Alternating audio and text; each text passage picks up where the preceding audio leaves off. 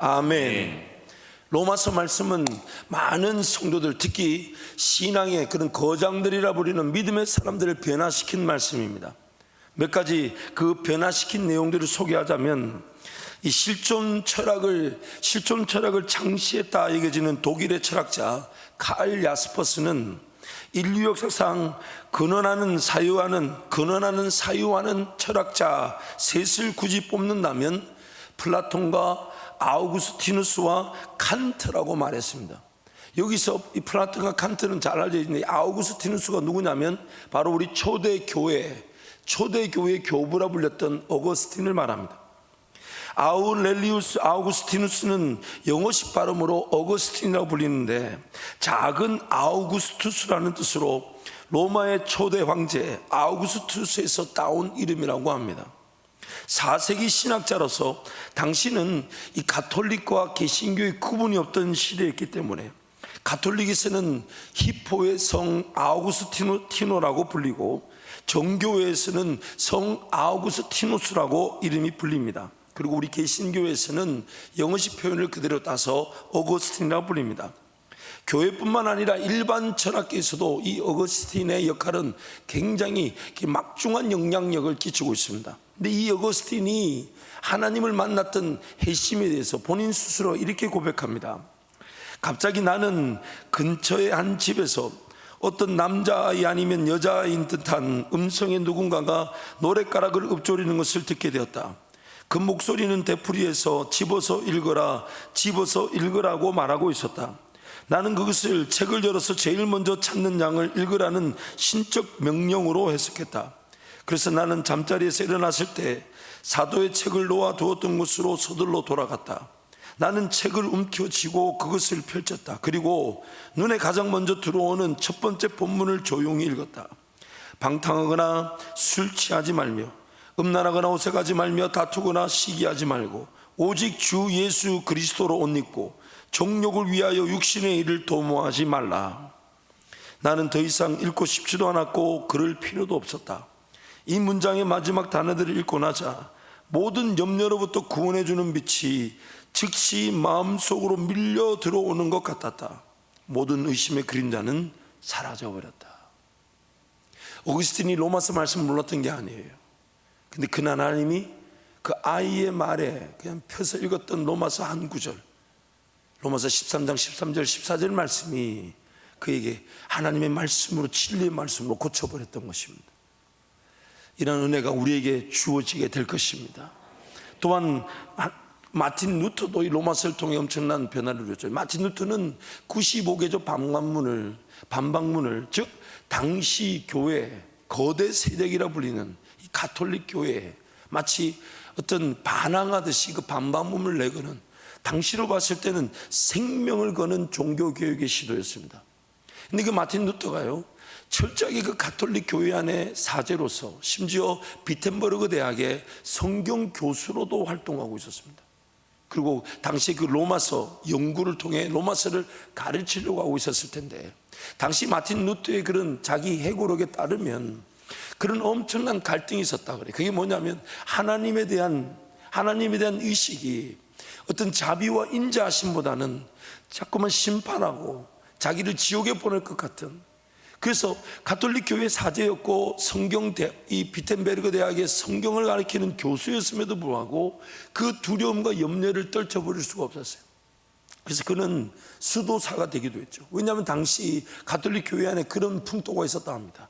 수도사가 되면 금욕생활, 기도생활, 이 극단적인 금욕생활을 통해서 하나님의 구원을 맛보게 될 것이라는 약간 행위 중심적 그런 이 사상들이 있었다는 거죠. 그래서 수도사도 되기도 했지만 그 마음에 평안이 주어지지 않았다는 것.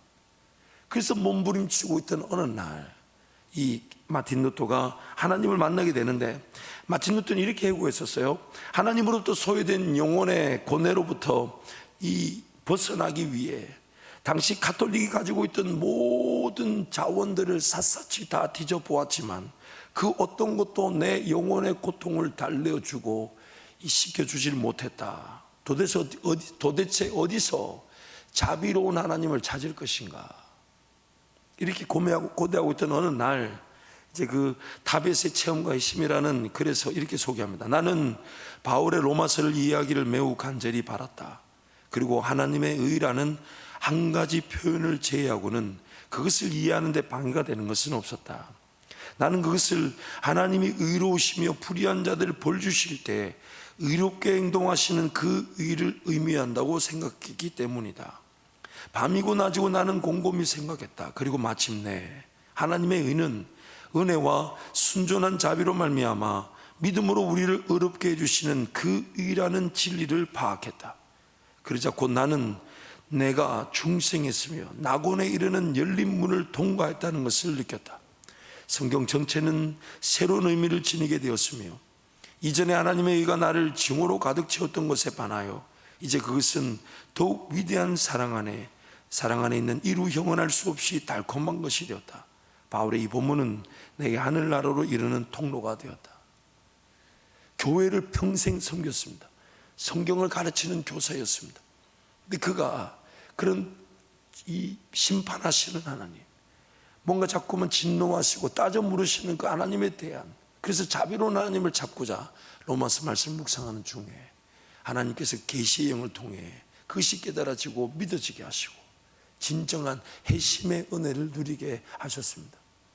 또한 이 감리교의 장시자라 불리는 이 존 웨슬리도 이 로마서를 통해 변화됐는데, 너무너무 신기한 것은 존 웨슬리는 이미 그 동생 찰스 웨슬리와 함께 복음 전파를 위해 전력 질주하던 중이었습니다. 특히 그런 청교도, 그런 신앙에 미국으로 와서 미국에 있는 그런 여러 성도들 독려하며 교회를 세우고 복음 전파하는 중에 그 일이 뜻대로 되지 않아 굉장히 낙담하고 낙심해 있을 때, 그도 로마서 말씀을 통해 큰 회복을 누렸는데, 누군가가 마틴 루터의 로마서 서론을 읽고 있었다. 그리고 그때 9시 15분 전 그가 하나님이 그리스도를 믿는 믿음을 통해 마음속에서 이루시는 변화를 묘사하는 동안 나는 마음이 이상하게 따뜻해지는 것을 느꼈다. 내가 구원받기 위해 실로 오직 그리스도를 믿는다고 느꼈다. 그러고 나자 그분의 나의 죄들, 바로 나의 죄를 제거해 주셨고 죄와 사망의 법에서 나를 구해 주셨다는 확신이 느껴졌다. 제가 오늘 이 로마서를 바꾼 사람들의 간증 얘기를 소개하는 것은 여러 가지 목적이 있지만, 첫 번째, 오늘 하나님께서 우리 성도들에게 이 로마서 말씀을 통해 마치 그 어거스틴에게 뜻밖의 펼쳐서 읽었던 그 한 문장으로 하나님이 만나 주셨던 그 은혜가 임하게 될 줄 믿습니다. 임하게 될 줄 믿습니다. 또한 마틴 루터처럼 뭔가 잘못된 신앙의 체계 안에 갇힌 성도가 있다면 로마서 말씀을 통해 자유함을 누리게 될 줄 믿습니다. 자유함을 누리게 될 줄 믿습니다. 사모하십시오.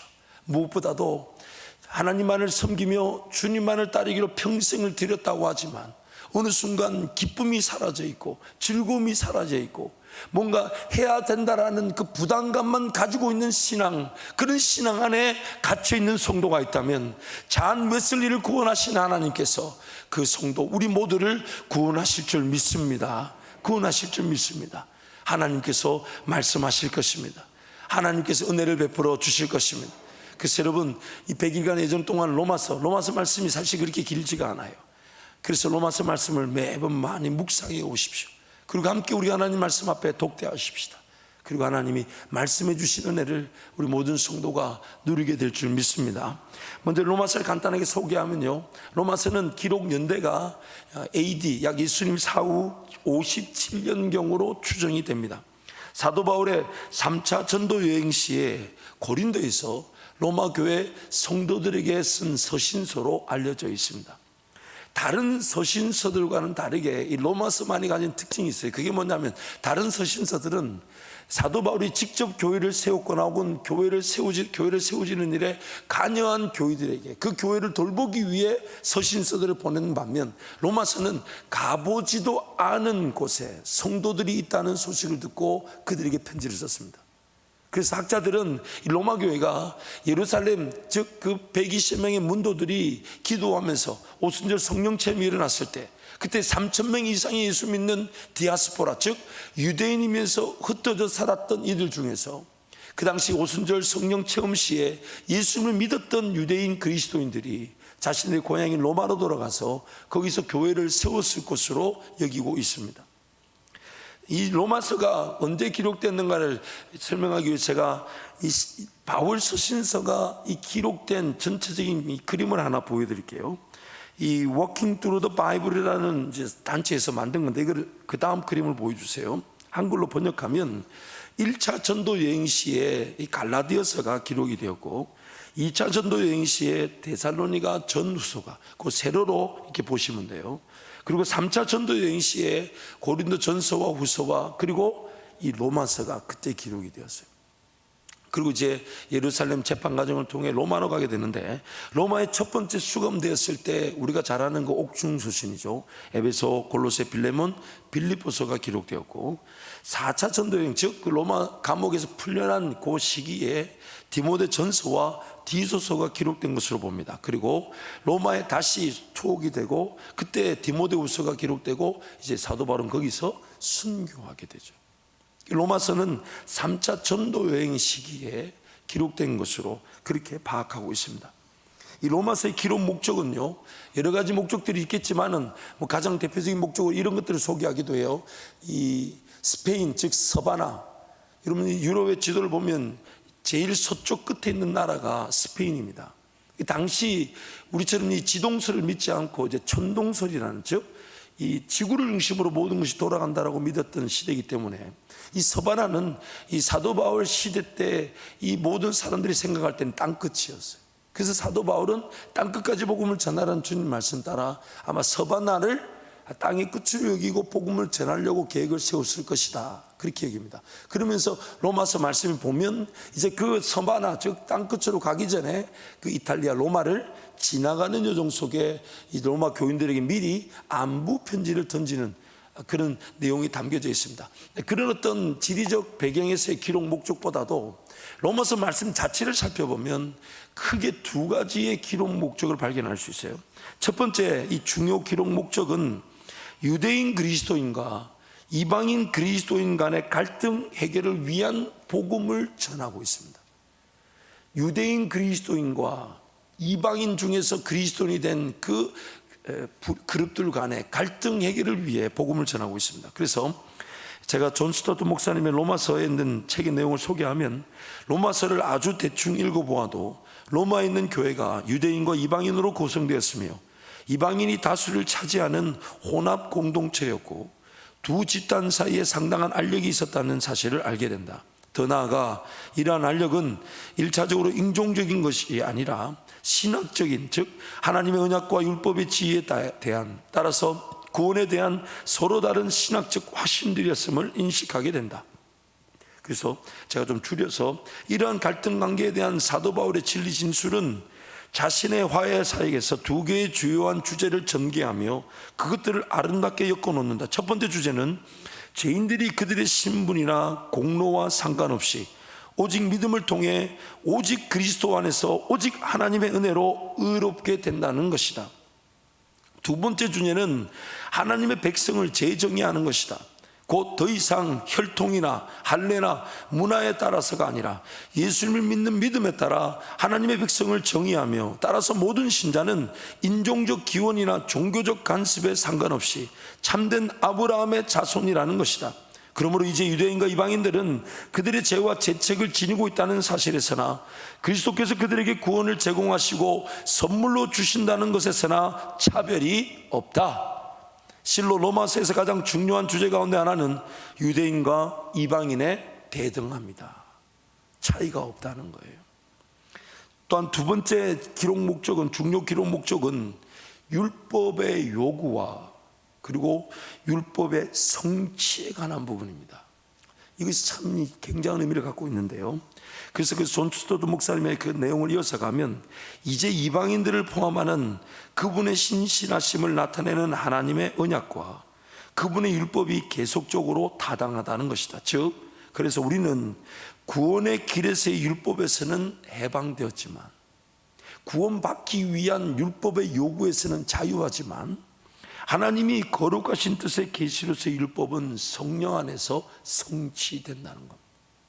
이게 굉장히 중요하죠. 그래서 제가 첫 번째 기록 목적에서 읽지 않았지만 로마서 3장 29절 30절 말씀 우리 함께 선포하겠습니다. 로마서 3장 29절 30절 함께 선포합니다. 하나님은 다만 유대인의 하나님이시냐 또한 이방인의 하나님은 아니시냐 진실로 이방인의 하나님도 되시느니라. 할례자도 믿음으로 말미암아 또한 무할례자도 믿음으로 말미암아 의롭다 하실 하나님은 한 분이시니라. 아멘. 유대인과 이방인 모두가 예수 안에서 대등하다는 것입니다. 또한 로마서 8장 3절 4절 말씀 함께 선포하겠습니다. 율법이 육신으로 말미암아 연약하여 할 수 없는 그것을 하나님은 아시나니 곧 죄로 말미암아 자기 아들을 죄 있는 육신의 모양으로 보내어 육신의 죄를 정하사 육신을 따르지 않고 그 영을 따라 사는 행하는 우리에게 율법의 요구가 이루어지게 하려 하심이니라. 율법의 요구 조금 이따 살펴보겠지만 율법의 요구는 예수 그리스도께서 만족시키셨고 예수 그리스도께서 만족시킨 율법의 요구로 구원을 받은 우리는 성령을 통해 율법을 성취하게 되는 것입니다. 이것은 우리 능력으로 하는 게 아니라 성령께서 하시는 일이죠. 그래서 이 중요 기록 목적 두 가지를 좀 더 살펴보겠습니다. 첫 번째, 이 하나님의 은혜는 차별이 없습니다.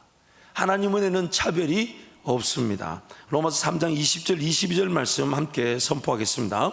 그러므로 율법의 행위로 그의 앞에 의롭다 하심을 얻을 육체가 없나니 율법으로는 죄를 깨달음이니라. 이제는 율법 외에 하나님의 한 의가 나타났으니 율법과 선지자들에게 증거를 받은 것이라. 곧 예수 그리스도를 믿음으로 말미암아 모든 믿는 자에게 미치는 하나님의 의니 차별이 없느니라. 이 당시 유대인 그리스도인들이 가진 지나친 우월감이 이방인 그리스도인들에게 지나친 율법적 요구가 되어서 그들이 하나님의 은혜를 누리는 온전히 누리지 못하게 하는 어려움을 야기시켰습니다. 유대인 그리스도인들이 가졌던 율법적 요구, 그래서 그들은 율법도 좀 지켜야 되지 않냐. 좀 더 쉽게 표현해 볼게요. 예수를 믿은 것 분명히 하나님의 은혜지만 하나님의 자녀가 되고 완벽한 구원을 이루기 위해서는 율법도 어느 정도 지켜야 한다. 로마서뿐만 아니라 그 갈라디아서에서 이미 사도 바울은 그 내용을 먼저 다뤘었습니다. 이미 1차 전도 여행 때 갈라디아서를 쓰면서 갈라디아 교회가 가졌던 최고의 문제가 무엇이었냐면 다름 아닌 할례 문제였죠. 이방인 그리스도인들이 예수를 믿었다 하지만 너희들도 할례를 받아야만이 하나님의 언약의 백성으로서 온전해지게 된다. 그것을 사도 바울이 정면으로 반박했던 것입니다. 로마서에서도 마찬가지였어요. 유대인 그리스도인들과 이방인 그리스도인들의 갈등의 핵심이 무엇이었냐면 다름 아닌 율법적 요구에 대한, 즉 구원을 받기 위해 하나님의 자녀가 되기 위해서는 선결 과제가 있어야 한다, 그런 주장이 있었다는 것이죠. 유대인 그리스도인들은 자신들이 하나님의 말씀인 율법을 먼저 받은 것에 대한 특권 의식으로 자신들뿐만 아니라 이방인 그리스도인들에게까지 오직 하나님의 은혜로만 구원을 얻는다는 진리를 제안하였습니다. 전적으로 달려나와 하나님 은혜면 충분합니다.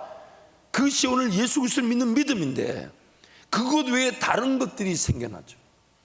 근데 여러분, 오늘날 우리의 삶도 마찬가지예요. 우리의 삶을 자세히 살펴보십시오. 내 입술로 고백하지는 않아도, 또 혹은 그런 것을 지향하지 겉으로 나타나지 않아도 나도 모르는 사이에 예수 그리스도만 바라보지 못하고 있다면 나도 모르는 사이에 뭔가 내가 내 스스로 삶을 살고 난 다음에 하나님을 찾겠다라는 신율법주의적 현대판 율법주의에 갇혀질 수 있습니다. 예수만 바라보면 충분합니다. 예수만 바라보면 충분합니다. 예수님이면 충분한데 그 예수님이면 충분하다 하면서도 내 삶에 여전히 기도와 예배 자리가 바르게 서 있지 않고 감격에 대한 감사와 감격에 대한 기쁨이 없고 예수 그리스도 이름 의지하여 하나님께 달려나가면 그것이면 충분한데 그거보다 더 소중한 것들이 있어 기도가 소홀히 되었다면 우리도 그들 못지않게 뭔가 예수 이름으로 하나님께 달려나가 은혜를 구하는 것보다 더 선결되어야 될, 더 중요하고 더 우선적인 것들이 있을 수 있다는 것이죠. 하나님과의 관계 회복, 즉 의롭다 여김을 받는 것은 오직 예수 그리스도를 믿는 믿음으로만 가능합니다. 믿음으로만 가능합니다. 다른 어떤 것이 요구되지 않습니다. 예수님을 믿는 믿음이면 충분합니다. 율법적 요구가 예수 그리스도를 믿기 이전에 해결되어야 할 조건이 될 수 없습니다. 구원을 얻기 위해서 반드시 따라야만 하는 조건적 행위가 있을 수 없습니다. 구원을 받기 위해. 그래서 제가 쉽게 표현하죠. 누군가 그래요. 저는 막 이게 술을 못 끊었어요. 교회 못 갑니다. 그래서 우리는 이제 어떻게 대답해 주라고요? 어떻게 대답해 주라고요? 술 드시면서 교회 오셔야 합니다. 왜냐하면 술을 끊는 것도 자기 힘으로 되지 않습니다. 하나님이 하셔야 되는데, 술을 끊는 것보다 더 급한 게 뭡니까? 예수 믿는 것입니다. 예수 믿는 것입니다. 비단 술 냄새가 좀 나도 그가 술을 먹으면서 교회에 왔다는 그 자체만 우리는 박수를 쳐줘야 되죠. 그렇지 않습니까? 예를 들면 이런 거예요. 집에서 편하게 잘 수 있는데 이 새벽에 와서 졸면서 예배를 참여하는 거 박수를 쳐줘야 되죠. 물론 지금 조는 분 없어요. 조는 분 없는데, 예를 들면 그런 것에 우리가 너무 아니 저 사람 예배하러 와가지고 또 저렇게 존다 그렇게 보지 마시고 생각을 좀 바꿔봐야 돼요. 집에서 편하게 자도 되는데 저렇게 꾸역꾸역 와서, 안 그래도 자리도 복잡한데 들이붙어가지고 감사하게 생각해. 시각이 바뀌어야 됩니다. 삶의 어떤 지하에 든지 간에 사람은 그 죄를 피할 수가 없습니다. 그 죄에 대해서 판단할 것이 아니라 지금 그에게 예수님이 필요한 것입니다. 예수님이 필요한 것이에요. 그래서 제가 이전에 학부 이제 신학교를 다니다가 계면대학교 편입했더니 그 교수님, 심리학과 교수님이 보니까 자기 말로, 자기 표현으로 저한테 자기는 늘 나이롱 신자라고 그러셨어요. 나이롱 신자라 하면서 이렇게 약주만 드시면 전도사 안전하다고 늘 저를 부르셔가지고 제가 댁에까지 모셔다 드리고 그 교회 차로 이렇게 모셔다 드리고 했는데, 그분이 차만 타면 제가 한 4번인가 5번 들은 것 같아요. 차만 타면 뭘 하냐면 저한테 이제 부르시면서 나는 헌금이 없어서 교회 못 간다. 그럼 제가 그 약주 드시고 지금 비몽사몽인 분한테 저 설명합니다. 헌금하지 마시고 교회 가시라고. 헌금하지 마시고 교회 가십시오. 왜냐하면 헌금하는 것보다 더 급한 게 예수 만나는 것이니까. 예수 만나는 것이니까. 여러분, 예수 만나는 일은, 예수 믿는 일은 그 어떤 것과 이 조건적으로 붙어 있을 수가 없어요. 우리 삶에도 마찬가지예요. 다른 게 급한 게 아닙니다. 이유와 또 왜 이런 일이 일어났을까 따져 물어본들 아무 우리는 답을 찾을 수 없어요. 그저 하나님의 영광을 위한 일인 줄 알고 예수님 만나야 될 기회인 것입니다. 예수님 만나야 될 기회인 것입니다. 그래서 하나님의 은혜는 오직 예수 그리스도, 그분이 나를 위해 십자가에 달려 죽으시고 부활하셨고 승천하시어 지금 예수의 영이신 성령으로 지금 나와 함께 하신다는 진리를 믿는 것입니다. 믿는 것입니다. 그래서 예수 그리스도를 믿기에 하나님께 달려나오면 하나님께는 그것이면 충분합니다. 성결 과제가 필요한 것이 아닙니다. 무엇이 있어야 하고 무엇이 갖추어져야 하는 것이 아닙니다. 예수 믿는 믿음이면 하나님의 은혜는 차별이 없습니다. 그래서 여러분, 행여나 이런 생각을 가지고 계신 분들이 있다면 생각을 그 생각보다는 이 생각으로 바꾸면 좋겠습니다. 그게 뭐냐면 아이고 이게 없어서 우리 아이들이 예수님 만나지 못한 것 같아요. 이런 환경이 없어서, 이런 도움이 없어서, 이런 만남이 없어서. 아니에요. 그게 아니고 예수님이 필요한 것입니다. 예수님이 필요한 것입니다. 어떤 도움이 있어야 되고 있으면 좋겠죠. 어떤 환경이 갖춰지면 좋겠죠. 어떤 내가 생각할 때 필요가 좀 채워지면 좋을 수 있어요. 그러나 그 모든 것들보다 중요한 것은 예수님을 만나는 것입니다. 예수님께 달려나가는 것입니다. 그리고 예수님께 달려나가는 것에는 그 어떤 장애물도 존재하지 않습니다. 이미 예수님 날 위해 십자가를 달려 죽으셨기 때문에 우리는 언제든지 하나님께로 달려나갈 수 있고, 하나님께로 달려나가면 예수 그리스도를 믿는 믿음으로 하나님 우리를 만나 주시는 것이고 건져내어 주시는 것이고 인도해 주시는 것이고, 그래서 내 생각 내 방법이 좀 더디게 보이고 느리게 가는 거 보이고 돌아가는 것처럼 보이지만 예수님 믿는 그 믿음이면 우리는 충분한 것입니다. 세 번째는 율법의 요구는 그리스도로 해결되었고 율법은 성령 하나님에 의해 완성이 됩니다. 율법으로는 구원을 얻지 못합니다. 단지 죄를 깨닫는다고 말합니다. 로마서 3장 20절 말씀 우리 함께 선포하겠습니다. 그러므로 율법의 행위로 그의 앞에 의롭다 하심을 얻을 육체가 없나니 율법으로는 죄를 깨달음이니라. 이스라엘 백성들이 애굽에서 나와 이제 시내의 광야를 지나 가나안 땅으로 가게 되는데 그 가는 과정 속에 하나님이 이제 말씀을 주신 게 율법이었죠. 근데 그 율법의 말씀의 요지가 무엇이냐면 법이라는 게 없다 보니까 이 백성들이 방자해지는 겁니다. 뭐가 죄인지, 뭐가 하나님을 반역하는 건지, 뭐가 하나님을 떠나는 것인지. 그래서 하나님은 그들에게 하나님의 백성으로서 지키시기 위해 율법이란 울타리를 주셨죠. 근데 그 율법이란 울타리의 역할이 뭐냐면 이렇게 하면 죄야, 이렇게 하면 하나님께로부터 떨어지는 거야. 그래서 희생 제물을 준비해 희생 제사를 드려 하나님과 화목의 관계를 누려야 되는 거야. 안전장치를 주셨지만 그 안전장치가 목자이지는 않다는 거예요. 울타리는 되었지만 그 백성들로 하여금 하나님의 백성으로서의 경계선이 무엇인지는 분명히 제시되었지만 그러나 그 울타리가 그 양들을 보호하지는 않습니다. 양들을 이끌고 양들에게 꼴을 먹이고 양들의 생명을 지켜주고 양들을 이끄시는 분은 울타리가 아니라 다름 아닌 예수 그리스도이십니다. 그런데 율법의 요구는요, 모든 율법을 완전히 온전히 지켜야만 한다는 것이죠. 갈라디아서 3장 10절 11절 말씀 함께 선포하겠습니다. 무릇 율법 행위에 속하는 자들은 저주 아래 있나니 기록된 바 누구든지 율법책에 기록된 대로 모든 일을 항상 행하지 아니하는 자는 저주 아래 있는 자라 하였음이라. 또 하나님 앞에서 아무도 율법으로 말미암아 의롭게 되지 못할 것이 분명하니 이는 의인은 믿음으로 말미암아 살리라 하였음이라. 율법책에 기록된 모든 일을 행하는 것, 이것이 율법의 요구입니다. 근데 그 율법의 요구를 누가 완성하고 지키셨다고요? 예수 그리스도.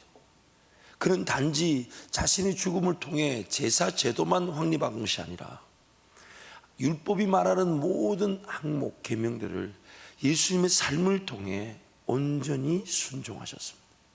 그래서 율법의 요구가 예수 그리스도를 통해 다 채워진 것입니다.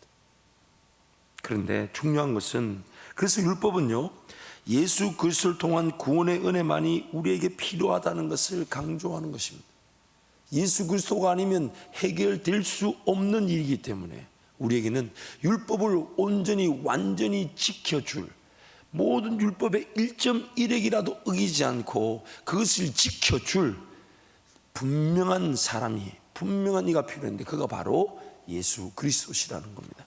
로마서 3장 23절 24절 함께 선포합니다. 모든 사람이 죄를 범하였음에 하나님의 영광에 이르지 못하더니 그리스도 예수 안에 있는 속량으로 말미암아 하나님의 은혜로 값없이 의롭다 하심을 얻은 자 되었느니라. 그래서 방금 읽은 말씀처럼 예수 그리스도께서 율법이 요구하는 모든 요구를 해결하셨고 심지어 완성하셨습니다.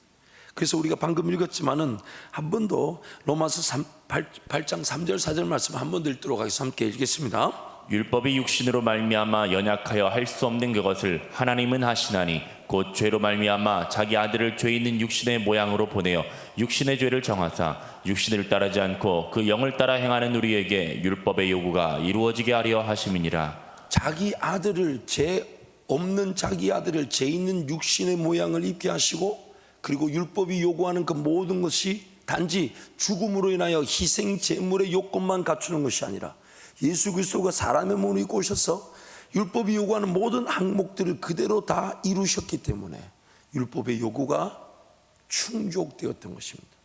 그리고 예수 그리스도를 믿고 예수 그리스도를 따르는 자들은 성령 하나님의 인도하심에 따라 율법을 성취하는 삶을 누리게 되는 것입니다.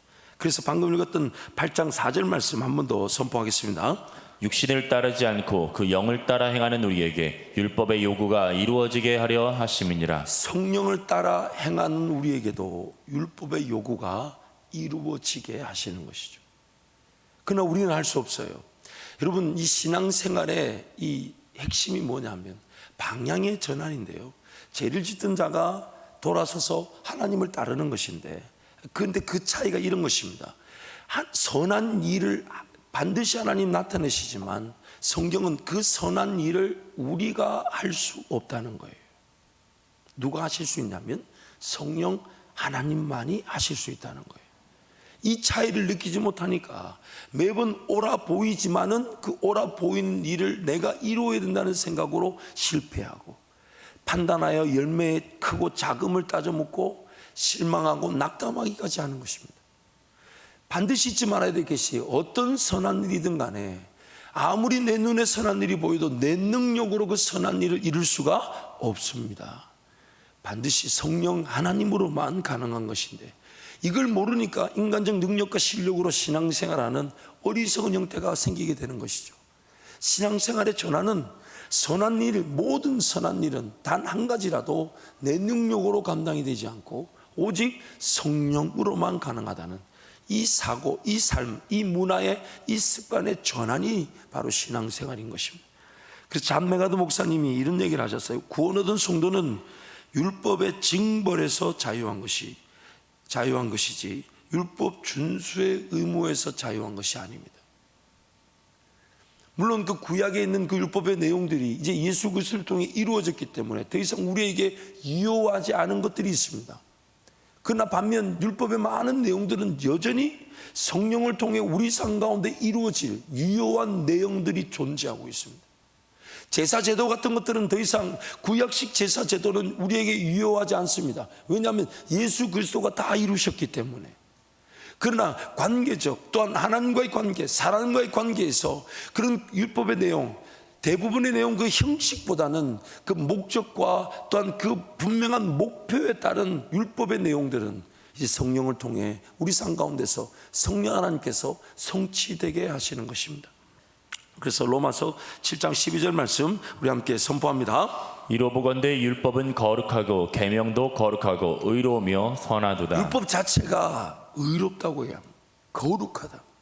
그래서 로마서 10장 4절 말씀 함께 선포합니다. 그리스도는 모든 믿는 자에게 의를 이루기 위하여 율법의 마침이 되시니라. 그래서 로마서 3장 31절 함께 선포하겠습니다. 그런즉 우리가 믿음으로 말미암아 율법을 파기하느냐? 그럴 수 없느니라. 도리어 율법을 굳게 세우느니라. 율법을 어떻게 한다고요? 굳게 세운다는 거예요. 그래서 여러분, 율법식 계산으로 11조 해도 되냐 말아야 되냐, 이 자체가 어리석은 판단이에요. 이렇게 따져 물어야 돼요. 구약에서 11조를 강요한 이유가 뭐냐면, 하나님이 은혜를 주셨는데 이스라엘 백성들이 하나님 앞에 고백할 줄 모르니까 주신 하나님이 나쁘끄러운데도 불구하고 말씀하는 거예요. 10의 1조라도 내놔라. 왜냐하면 그 물질이 하나님께로부터 주신 것이 10의 1조라도 드리지 않으면 어떻게 고백되어질 수 있습니까? 그게 율법의 정신이에요. 그렇다면 오늘 우리의 신앙은 어떻게 됩니까? 열애 하나 가지고 율법이니 아니 이걸 따질 게 아니라 내 모든 물질이 하나님의 것임을 고백한다면, 구약의 율법적 정신에 따르자면, 그러면 10의 1을 가지고 싸울 문제가 아니라는 거예요.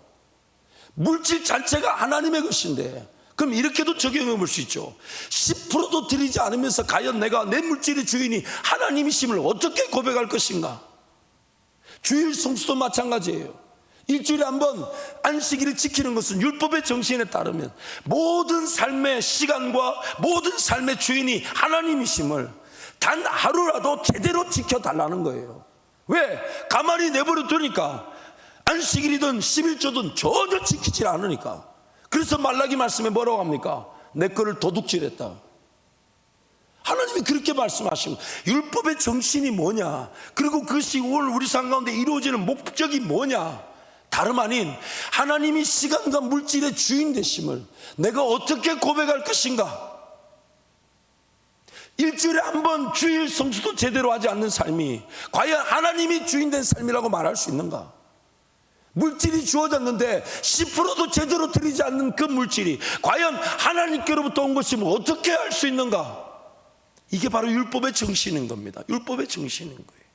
그래서 우리는 기꺼이 시간과 물질의 주인이 하나님이심을 고백함으로 하나님을 예배하는 것입니다. 주일날만 예배하는 게 아니라 삶 전체가 예배자로 사는 것인데, 아직 그런 삶 전체가 예배자의 삶을 모르는 성도들을 위해 주일을 구별해두고 그들을 약한 성도들을 돌보기 위해 헌신하는 거죠. 물질도 마찬가지고요. 그래서 예수님이 마태복음 5장 17절 18절 이렇게 말씀하셨어요. 함께 선포하겠습니다. 내가 율법이나 선지자를 폐하러 온 줄로 생각하지 말라. 폐하러 온 것이 아니요 완전하게 하려 함이라. 진실로 너에게 이르노니 천지가 없어지기 전에는 율법의 1.1획도 결코 없어지지 아니하고 다 이루리라. 여러분, 오늘 말씀을 통해서 정말 이 율법을 예수께서 요구를 충족시키셨지만 성령 하나님께서는 성경에 나오는 그 율법의 모든 그런 궁극적인 목표와 목적에 해당되는 내용들을 성령께서 우리의 삶을 통해 성취하기를 원하십니다. 그래서 말씀을 액면 그대로 받아들이며 말씀이 아니라면 그 아닌 것에 성령의 은혜를 구하고 말씀이 맞다 하시면 순종할 수 있는 은혜를 구하면서 하나님과 동행하는 것이 오늘 우리의 삶인 것입니다. 이 시간 한번 통성으로 같이 한번 기도하겠습니다.